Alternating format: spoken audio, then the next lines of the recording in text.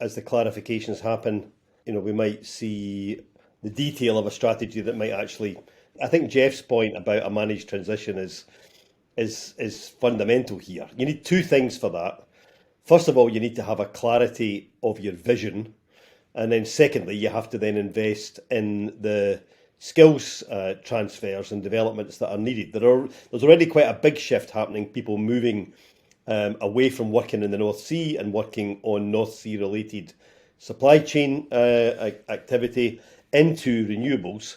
If you speak to SSE, for example, they will tell you that they've got engineers now working in renewables who used to work in the North Sea, and so there's a movement happening. But for that to happen as dramatically and successfully as everybody wants, then you need to have the clarity of the long-term vision.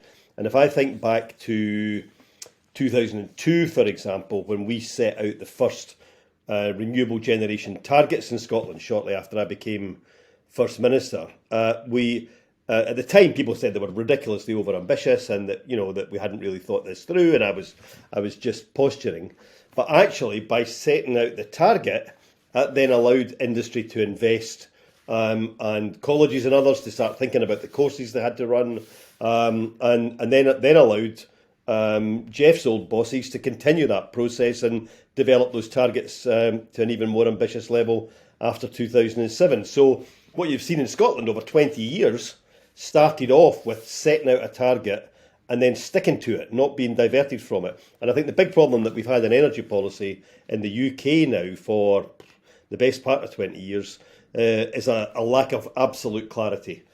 People saying one thing at world summits and doing a different thing at home. And that is no way to try and get investment from industry, and no way to try and retrain or train the next generation of engineers and others working in either in the industry or in the supply chain.